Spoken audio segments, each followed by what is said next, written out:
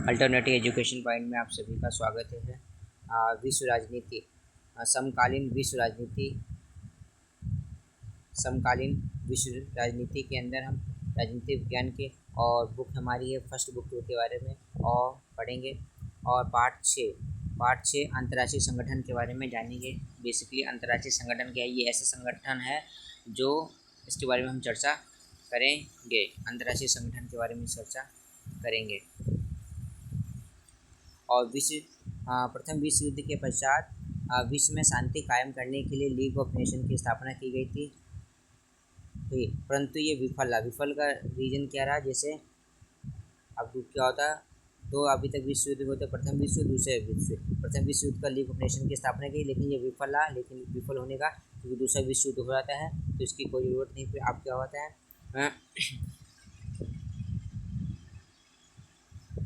द्वितीय विश्व युद्ध के पश्चात विश्व के लोग तमाम देशों को ये महसूस हुआ कि एक ऐसा संगठन तथा एवं समय हो जहाँ विश्व के विवादों को बेहतर सुलझाया जा सके। मतलब विश्व में कोई भी एक ऐसा समय निकाला जाए जहाँ विश्व के सभी देश एक जगह आकर इकट्ठा हों, अपनी समस्याओं को, विवादों को और समय निकाल के विवादों को बेहतर सुलझाया जा सके। और संयुक्त राष्ट्र की स्थापना विश्व शांति और वैश्विक मुद्दों की निपटाने के लिए की गई। बेसिकली दो बहुत हैं, किसके लिए? विश्व शांति और वैश्विक मुद्दों। इसमें वैश्विक मुद्दों और विश्व शांति कायम करने के लिए इसकी स्थापना की गई थी।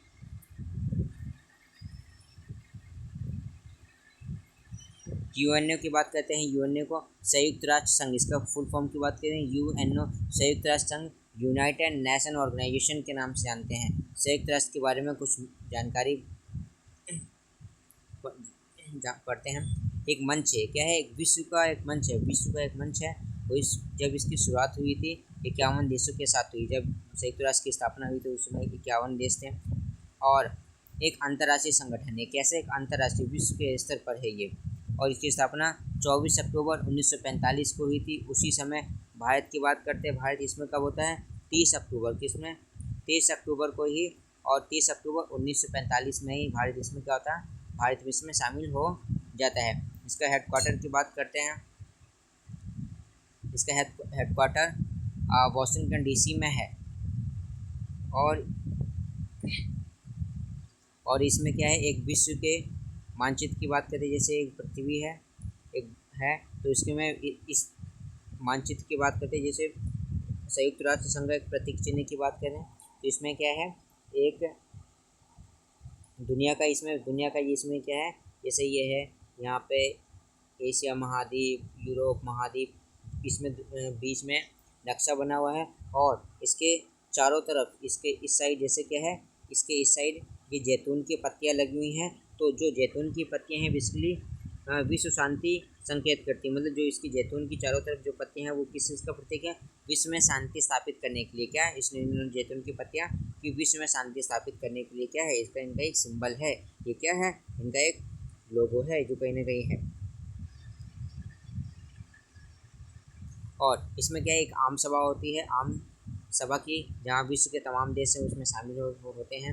और इसमें वीटो पावर की 5 देशों के पास एक विशेषाधिकार, जिसे वीटो पावर की विशेषता की विश्व में किसी भी समस्या या विवाद को वीटो पावर के इस्तेमाल से तुरंत उसको प्रभाव से रोका जा सकता है। वीटो पावर की ये पावर है। इसमें 5 क्या हैं? एक स्थायी सदस्य हैं जिसमें अमेरिका है, ब्रिटेन है, फ्रांस है, चाइना है, रसिया है। ये क्या है? 5 स्थायी सदस्य हैं, परमानेंट मेंबर हैं। किसके? एक आम सभा में एक मंच है जहाँ पे क्या होता है? वीटो पावर का जो इस्तेमाल करके विश्व के किसी भी फैसलों को रोक सकते हैं। अभी तक कोई भी मुद्दा होता है तो यूएनओ में जाता है, यूएनओ में उसकी बहस चलती है। बाकी क्या समय समय पे अभी रिसेंटली में भी क्या हुई? अभी यूएनओ की मीटिंग हुई 30 सितंबर महीने में ही। जैसे 21 तारीख को यूएनओ में बैठक चली तो हमारे यहाँ से अभी जयशंकर प्रसाद यूएनओ में गए हुए थे। राष्ट्र के प्रतिनिधित्व रिप्रेजेंट करने गए थे। प्रधानमंत्री नहीं गए, कुछ और भी प्रधानमंत्री के काम थे तो उनका देश का प्रतिनिधित्व करने के लिए जयशंकर प्रसाद जो विदेश मंत्री थे वो गए हुए थे। संयुक्त राष्ट्र संघ की बात करते हैं। संयुक्त राष्ट्र में कुछ विशेष रचना के बारे में जान लेते हैं हम। जैसे संयुक्त राष्ट्र संघ की संरचना प्रमुख अंग की बात है, जैसे अंतर्राष्ट्रीय न्यायालय की बात करते हैं, इसका मुख्यालय है, हेडक्वार्टर की बात नीदरलैंड की राजधानी हेग में है। इसमें टोटल भी कितने हैं, 193 देश है इधर ही। और इसमें विश्व में 193 देश हैं, वर्तमान में 193 देश है। इसमें जो 193 देश है क्या, दक्षिण सूडान है वो जुड़ा हुआ है इसमें। इसकी राजधानी अंतर्राष्ट्रीय संगठन मुख्यालय की बात करते हैं, हेडक्वार्टर नीदरलैंड की राजधानी हेग में है। इसमें क्या था, आम सभा में वही 193 देश होते हैं, 5 मेंबर स्थायी होते हैं, परमानेंट सीटें होती हैं। वही इसमें क्या करते हैं, जज की बात करते हैं, टोटल कितने जजेस होते हैं। जज की बात टोटल आम सभा में से कितने होते हैं, 105 जज होते हैं। टोटल कितने, 5 जज होते हैं। 5 जजों में से 5 स्थायी वही होते हैं जो जिनके पास वीटो पावर्स प्राप्त हुई, और 5 अस्थायी जो, और 10 कितने अस्थायी सदस्य हैं जो 9 वर्ष के लिए चुने जाते हैं। इनका इलेक्शन होता है, यूएनए में जितने सदस्य हैं उनके इलेक्शन लड़ते हैं। इनका कार्यकाल कितना होता है, केवल 9 वर्ष के लिए होता है। 9 वर्ष के बाद फिर इलेक्शन किया जाता है, फिर उनको सदस्य बनाया जाता है। और जो अंतर्राष्ट्रीय न्यायालय की बात करते हैं, अंतर्राष्ट्रीय न्यायालय के कार्य की बात करते हैं, देशों के आपसी विवादों को निपटाने, देश के अगर आपसी विवादों को निपटाने के बाद, और वैश्विक झगड़ों तथा मुद्दों को निपटाने के लिए, जितने अगर वैश्विक मुद्दे हैं उनको निपटाने के बाद अंतर्राष्ट्रीय न्यायालय, जैसे कह नहीं सकते हैं, जैसे कि सिंधु जल समझौते की बात करते हैं, जैसे यूएनए में चला गया था, और उस समय सबसे बड़ी पंडित जवाहरलाल नेहरू से गलती क्या हुई थी, जो कश्मीर का मुद्दा है वो यूएनए में चला गया था। लेकिन गलती कहीं क्या है, यूएनए में नहीं ले जाना। अगर हमारा यूएनए में नहीं गया होता अब तक तो हमारा कश्मीर इंडिया में मिल चुका होता है। यूएनए में जाने से आपको पता है, यूएनए में जो भी है अमेरिका कठपुतली है, अमेरिका ज़्यादातर हेडक्वार्टर अमेरिका के हैं, जितने सदस्य वैसे अमेरिका के हैं। वो यूएनए क्या करते हैं, किसी भी समस्या को टालने का काम करता है, लंबे समय तक टालते रहो। इसमें क्या था, इसमें उनका फ़ायदा होता है। तो कहीं ना कहीं अगर यूएनए में नहीं गया था, देखो ले जाने के बाद वो अच्छे वकील थे पंडित जवाहरलाल नेहरू, तो उन्होंने सोचा कि उस समय उन्होंने सोचा कि कहीं ना कहीं समाधान हो सकता है, लेकिन ये नहीं पता था कि वो इतना वो करेंगे। तो अगर यूएनए में नहीं गया तो अब तक हमारी समस्या सुलझ होती।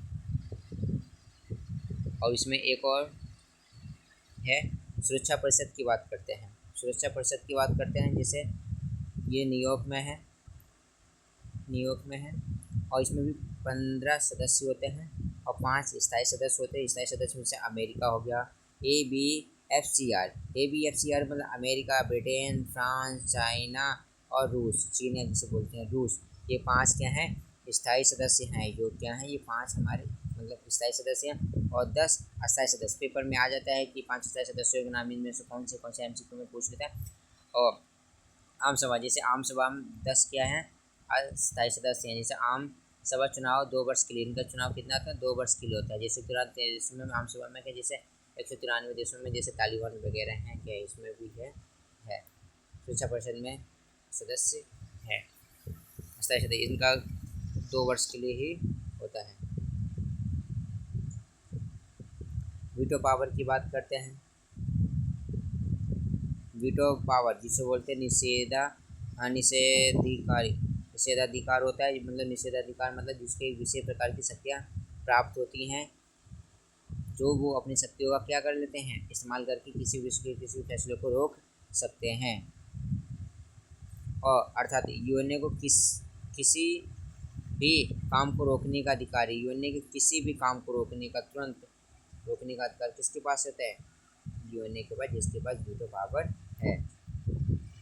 सुरक्षा परिषद की बात करें, सुरक्षा परिषद के कार्य की विश्व शांति कायम करने के लिए विश्व में शांति सेना भेजना, आपसी झगड़ों को निपटाना, वैश्विक समस्या को हल करना, वैश्विक समस्या है उनको क्या करना, हल करना।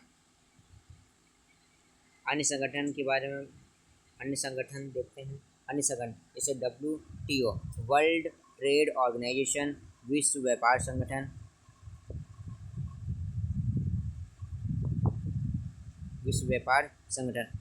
150 देशों 23 सदस्य हैं। 193 में से 150 देश सदस्य हैं। 1 जनवरी 1995 में स्थापना की गई थी, और 1 जनवरी 2000 को भारत को इसमें से शामिल कर लिया गया था। एक भारत को इसको 2001 में इसको शामिल कर लिया गया था। पुराना नाम की बात करते हैं, इसका पुराना नाम क्या था, गेट। फिर चेंज करके क्या 1995 में इसका नाम चेंज कर दिया गया था, जिसका नाम विश्व व्यापार संगठन जैसे वर्ल्ड ट्रेड ऑर्गेनाइजेशन। पहले इसका पुराना नाम क्या था, गेट हुआ करता था।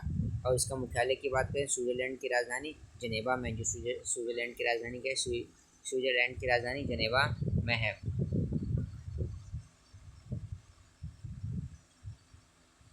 विश्व व्यापार संगठन के कार्य व्यापार के नियम कायदों को बनाना, व्यापारिक झगड़ों को निपटाना। अगर आपसी कोई देश व्यापार के मामले में चलेगा तो उनके क्या होता है, समाधान किया जाता है।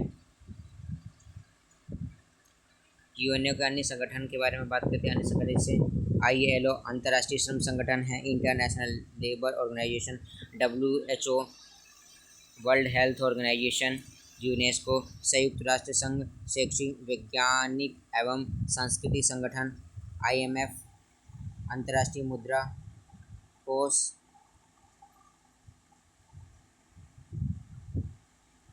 IMF अंतर्राष्ट्रीय मुद्रा कोष, विश्व बैंक, मानवाधिकार आयोग। ये यूएनओ के क्या हैं, मुख्य विभाग हैं जो इसके बारे में बात किया है, जो इसके संगठन हैं, जो इसके यूएनओ के मुख्य संगठन हैं।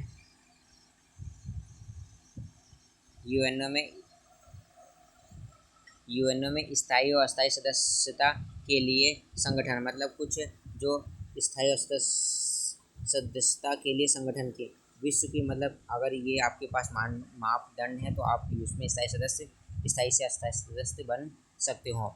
स्थायी बनना है, अस्थायी सदस्य बनने के लिए सबसे पहले ये मांगे होनी चाहिए। विश्व की सबसे बड़ी आर्थिक शक्ति, मतलब विश्व की सबसे बड़ी आर्थिक शक्ति होनी चाहिए। विश्व में सबसे अधिक जनसंख्या वाला देश होना चाहिए। विश्व विविधताओं वाला देश हो, सांस्कृतिक, सामाजिक, प्राकृतिक विविधता मौजूद हो और मानवाधिकार का रक्षक हो, लोकतंत्र समर्थक देश है। यूएनओ में अधिक योगदान हो, विश्व की बड़ी सैन्य क्षमता हो। ये इन सभी चीज़ अगर जिन देश के पास मौजूद है वो यूएनओ में स्थायी सदस्य या अस्थायी सदस्य बन सकता है। लेकिन इस सब चीज़ों के लिए भारत एक ऐसा देश है वो इन सभी मापदंडों को पूरा करता है। लेकिन जब भी क्या है,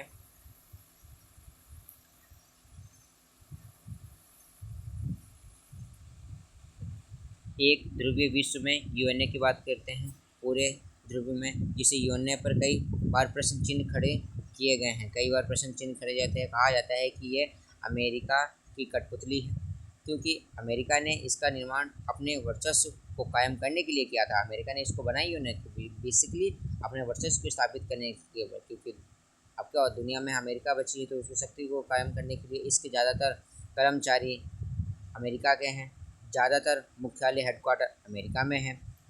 इसके बजट में अमेरिका का योगदान अधिक है, मतलब सबसे अधिक योगदान है। अमेरिका सबसे ज़्यादा बजट देता है, जो बजट देगा और बजट देने की वजह से उसकी पावर भी ज़्यादा आती है, कर्मचारी अमेरिका में है। तो कहीं ना कहीं एक ध्रुव में विश्व में यूएनओ, मतलब एक दुनिया में सबसे ज़्यादा यूएनओ ने अपने बनाए जिसकी अमेरिका वर्चस्व स्थापित, इसीलिए इसको कहा जाता है कि अमेरिका की क्या है, एक कठपुतली भी है। अमेरिका ने इसका निर्माण किया क्योंकि अमेरिका की इसको कठपुतली भी कहा जाता है। यूएनओ, भारत और यूएनओ की बात करते हैं। भारत और यूएनओ, भारत यूएनओ में सुधार का समर्थन करता है। भारत कहता है समय के साथ, आप सोचो जब इसकी स्टार्टिंग हुई थी 91 में, जो 51 देश थे, आज 193 देश हुए। क्या इनकी देशों समय के साथ देश की स्थिति बदली है, देश की संख्या बढ़ी है? क्या उसी हिसाब से स्थायी सदस्यों की संख्या नहीं बढ़नी चाहिए? क्या बढ़नी चाहिए? तो भारत यूएनओ में सुधार का समर्थन करता है कि यूएनओ में क्या सुधार होना चाहिए।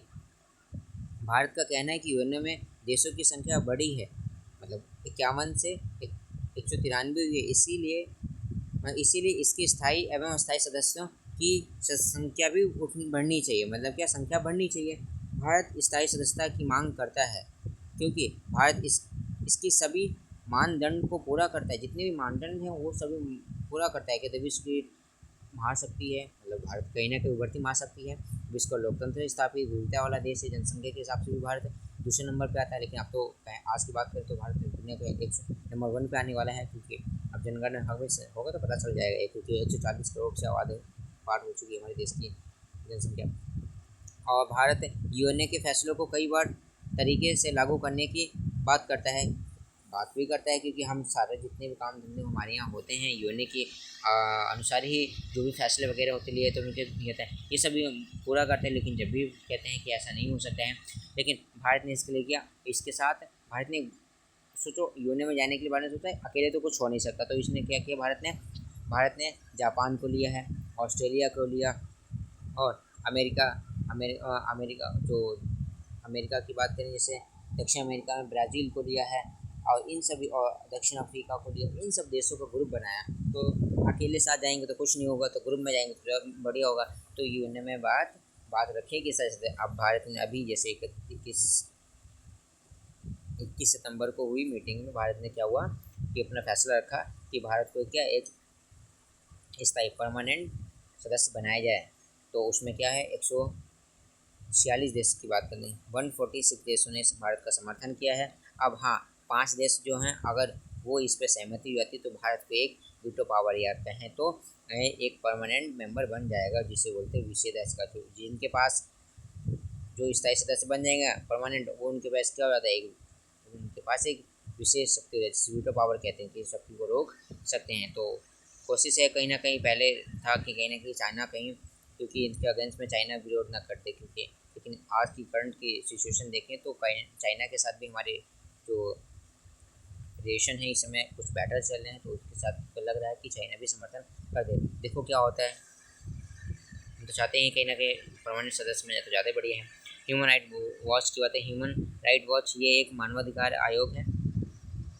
ये भी मानवाधिकार की वकालत करता है, और उनसे जुड़े हुए अनुसंधान एवं करने वाले एक अंतर्राष्ट्रीय स्वयंसेवी संगठन क्या है, एक एनजीओ वगैरह है। ये पूरे देश की मीडिया का ध्यान मानवाधिकार के उल्लंघन की ओर आकर्षित करता है। कहते हैं कि कहीं भी मानवाधिकार उल्लंघन हो रहा है तो उसके ये सारे पश्चिमी मीडिया की जितने भी हैं, इसने विश्व में कई अभियानों में सफलता हासिल की है। जैसे बाल सैनिक के प्रयोग पर मिशन प्रयोग किया है, बारूद बंद की है, क्या ऐसी कई चीज़ें हैं। इसने क्या किया, बाल सैनिक को जो वगैरह क्या करते थे सैनिक पर प्रयोग को इसने बंद करवा दी है। इसने इस चीज़ों को आदि चीज़ों को जैसे, और जितने बारूदी वगैरह हुआ करती बर्बादी वगैरह होती थी उन सब से क्या करती है सैनिक पर इसने रोक रहा थी। ह्यूमन राइट वॉच है इसे कहते हैं।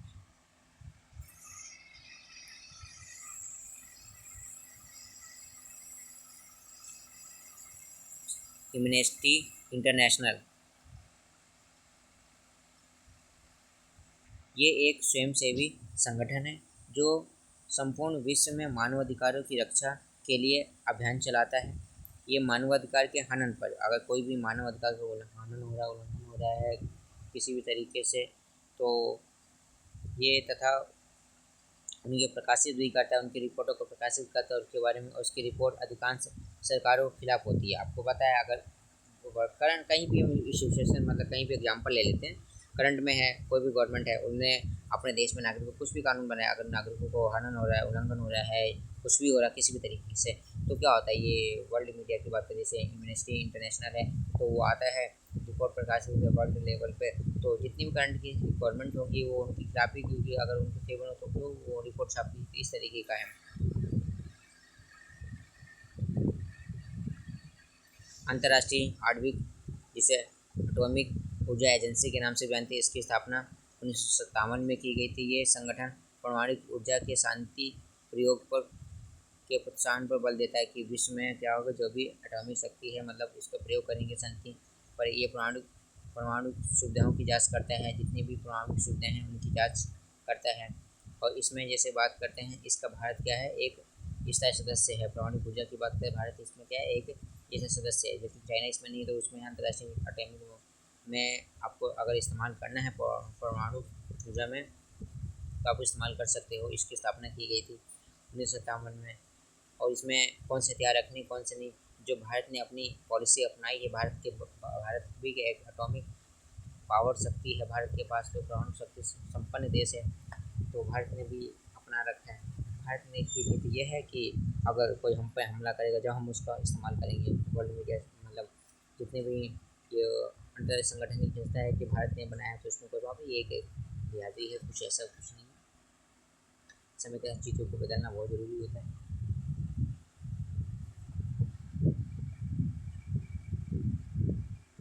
यूएनओ की महासचिव की बात करते हैं इस समय वर्तमान में एंटियो गुटरेज, जो वर्तमान के महासचिव भी हैं 2017 के बाद से अभी तक 2025 तक, वही इनके क्या सचिव हैं, एंटियो गुटरेज। एंटियो गुटरेज क्या हैं, इनके सदस्य हैं।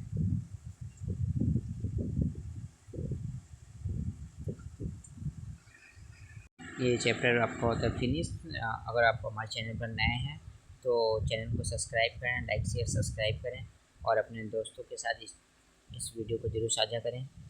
और आपकी क्लास से रिलेटेड और भी वीडियो जल्द से जल्द आती रहेंगी। Thank you.